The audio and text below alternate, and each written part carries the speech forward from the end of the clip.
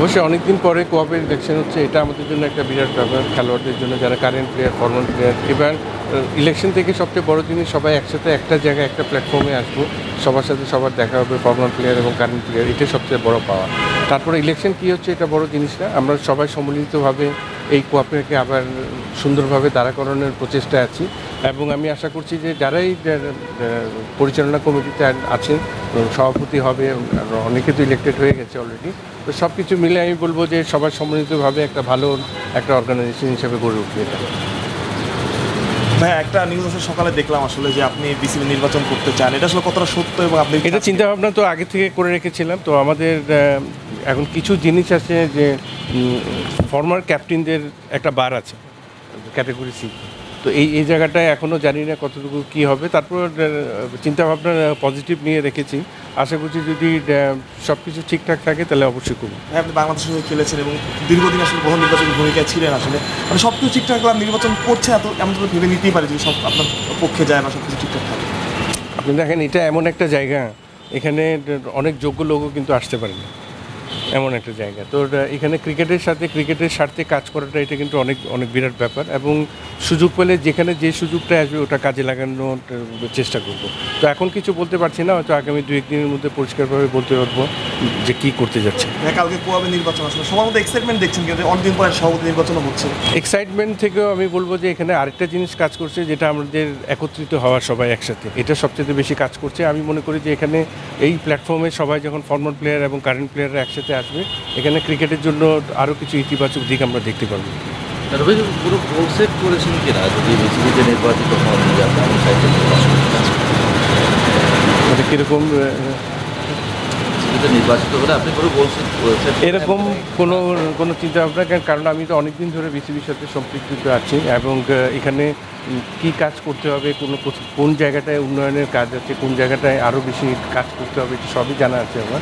তো এখানে সুযোগটা আসলে আরও বেশি সম্পৃক্ত হয়ে আরও বেশি কাজ করার সুযোগটা থাকবে, সেইভাবে চিন্তা ভাবনা করে আগে। আপনার অভিজ্ঞতাটা অবশ্যই কাজে লাগাতে চাইবেন? অবশ্যই, কারণ এখানে তো অনেক দিন ধরে, কারণ খেলা আমি ছাড়া 2004 সালে যখন খেলা ছেড়েছি, তারপরে কোচিংয়ের সাথে আমি বিসিবির সাথে ছিলাম 2005 সালে, তো হাই পারফরমেন্সের কোচ ছিলাম, বাংলাদেশ এই টিমের সাথে কাজ করেছি, তারপরে হাই পারফরমেন্সের সাথে অনেকদিন কাজ করেছি, তারপরে নির্বাচক হিসেবে ছিলাম। তো ওভারঅল বাংলাদেশ ক্রিকেটের আপনি জানেন যে গত 3-4 দশক তো সব কিছুই জানি, কোথায় কী হচ্ছে না হচ্ছে, কীভাবে আগানো দরকার। তো আশা করছি যে এক্সপিরিয়েন্সটা আছে অবশ্যই এটা কাজে লাগে। ভাই, আপনি নিজে তো আশাবাদী হতে পারছেন যে নির্বাচনটা সঠিক সময়ে হবে? কারণ অনেক গুঞ্জন ছিল, কেউ বলছিলেন যে নির্বাচনটা পিছিয়ে যেতে পারে, কেউ বলছেন যে না এবছর নাও হতে পারে, এরকম একটা গুঞ্জন ছিল। আপনি কতটা আশাবাদী হতে পারছেন যে এবছর নির্বাচনটা একদম সঠিক সময়ে? যেহেতু সভাপতি আমাদের বিসিবির ইয়ের পরে, মিটিংয়ের পরেই কিন্তু বোর্ড মিটিংয়ের পরে অ্যানাউন্স হয়ে গেছে, তো আমি আশা করছি এখানে তো আর কোনো বাধা থাকার কথা না। এবং সবাই কিন্তু অলরেডি শুরু করে দিয়েছে, যেখানে যে ক্যাটাগরিতে যারা নির্বাচন করবে তারা সবাই কিন্তু এগিয়ে যাচ্ছে। তো আমাদের এখান থেকে সবচেয়ে স্ট্রং জায়গাটা হলো ক্লাব। তো ক্লাবের এরা তো অলমোস্ট আমার মনে হচ্ছে সব গুছিয়ে নিয়েছে, বাকি ক্যাটাগরিতে এখন দেখা যাচ্ছে। এবং সবচেয়ে আশ্চর্য, যে ক্যাটাগরিতে সবচেয়ে বেশি ভোট বেশি, ওখানে নির্বাচিত হয় মাত্র একজন, এটা হলো সি ক্যাটাগরি। আমাদের প্রাক্তন খেলোয়াড়রা আছে, ফর্মার ক্যাপ্টেনরা আছে, এবং এখানে এই বারটা থাকা উচিত হয় না যেখানে ফর্মার ক্যাপ্টেন ইলেকশন করতে পারে। তো এই যে আমি এটা মনে করি যে কনস্টিটিউশনে এটা অবশ্যই এটা চেঞ্জ আসা উচিত ছিল। সবাই যখন সবার জন্য দ্বার উন্মুক্ত থাকলে ক্যাপ্টেনদের জন্য থাকবে না।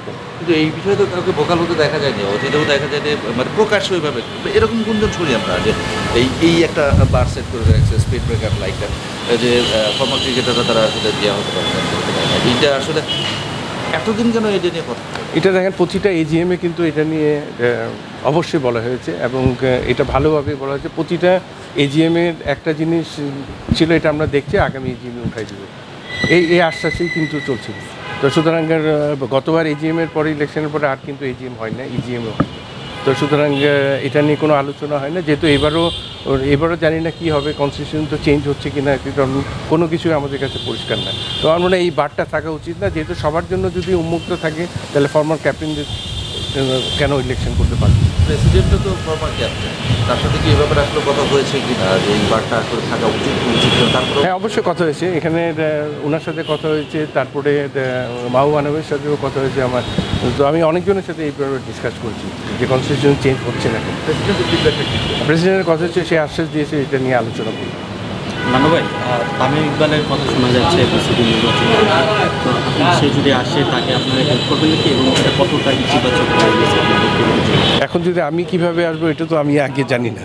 তারপর তো তামিম ইলেকশন করছে এটা আমি শুনেছি, এটা তো অবশ্যই যে কোনো কারের এটা নিজস্ব মতামত এবং নিজস্ব সিদ্ধান্ত, এবং অবশ্যই ওয়েলকাম জানাবো, কারণ একটা former captain, former legend cricketer বাংলাদেশে, অবশ্যই তো ওয়েলকাম হবে।